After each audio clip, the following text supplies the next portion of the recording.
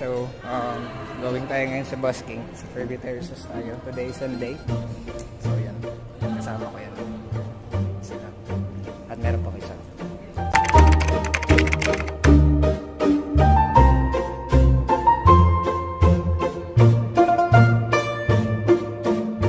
So, I'm here in Fairview Terraces ngayon ako.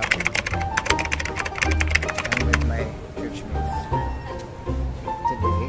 And, after nitong busking, meron akong sasagutin na tanong. Post na lang dito mga. And sasagutin natin yung tanong niya. So punta lang tayo dun sa... Ako 4 o'clock yung start. So punta lang tayo dun sa spot natin. To set up yung gamit.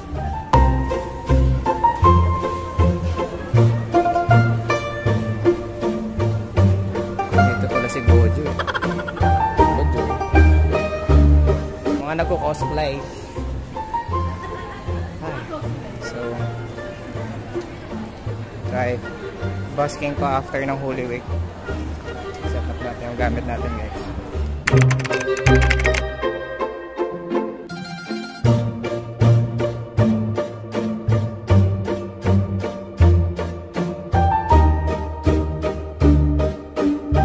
So, start na rin ako dito, guys. For this next song, since we're celebrating the Resurrection Day, I will be singing a Christian song.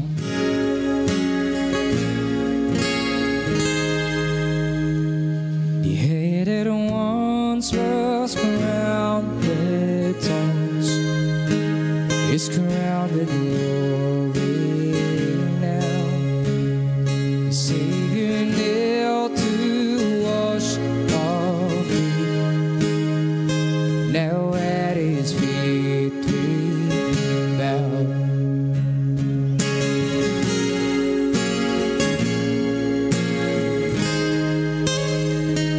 The one who wore our sin and shame, now robed in majesty,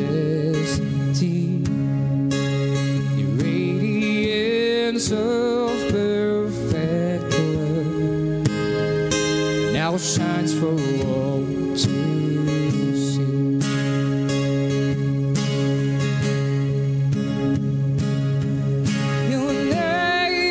Your name is victory. All praise will rise to the rise of King. Your name is victory. All praise will rise to the rise of King. Watching as you softly sleep, what a gift if I could keep. It's just this moment, if only time stood still. But the colors fading away, and the years will make us gray. But baby, in my eyes, still be beautiful. All I want is to hold you forever. All I need is you more every day. You saved my heart from being broken apart. You gave your love away. Now I'm thankful every day for the gift. Saan tayo mag-busking, guys? Mga kulit yung mga kasama ko ngayon. So, dito natin malalaman kung yung sagot dun sa tinatanong nung sa mga nag-comment sa akin TikTok. Sagutin natin mamaya. Tapos na mag-busking. Kain tayo. Kain muna kami. Tapos na mag-busking. So, kain na din kami. While waiting, so sagutin natin yung tanong ng isang nag-comment dito sa aking post. Ang tanong niya ay panalo daw ba yung kita sa busking? So in my perspective, hindi naman pare-parehas kasi kapag nag-busking ka na, pare-parehas yung kita. Mga times na maalat, wala talaga. Pero most of the time, marami ding factors na that could affect para maging maayos yung iyong kita. Una dyan, syempre, performance. Dapat, well played ka talaga dun. I mean, siprado mo yung mga kanta. Pag sinabi mo siprado, naaral mo na kahit paano. On point, ayos, mas mo kinanta. Kung di kaya na, na mataas yung kanta, pwede namang baba yung key. Basta, tama, o yung suabe sa pakinggan ng tao.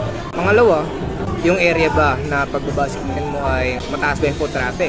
In my terms, dahil nasa Ayala Malls ako, sa Fairview Terraces ngayon, lalo na Holy Week pa. I mean, sa Resurrection Sunday ngayon. Tapos naman kahit paano.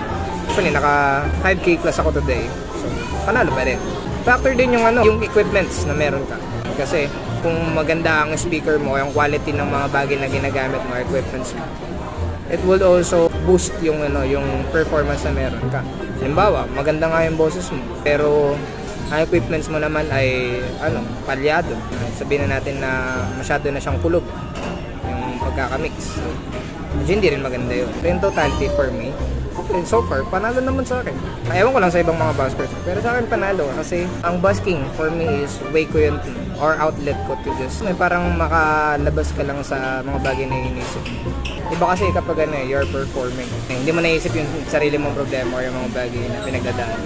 For me, panalo pa din. Regardless yung kung may gasolina, nagda-drive ka, equipments, lahat and so on and so forth. Kasi you're doing it because you love it. Yung money, kasama naman yun. Kasama yun sa buhay.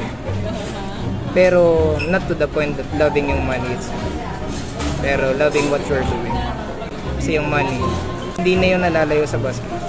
In terms of tatanong din na if I am proving out myself, ewan ko na sa ibang buskers kung may ganun silang part. But for me, wala naman ako kailangan improve sa ibang tao because I personally know my work. And I'm just doing what I love to do. Kung may mga tao na against sa akin, sa mga bagay na ginagawa ko, may masasabi sila yun. I mean, I respect their opinions. Pero it doesn't mean that I would get affected of what they are saying because I know my work. I just do what I love and give the best sa bagay na ginagawa. Hope na nasagot ko yung tanong. So, till my next vlog, kakain mo na kami. Bye!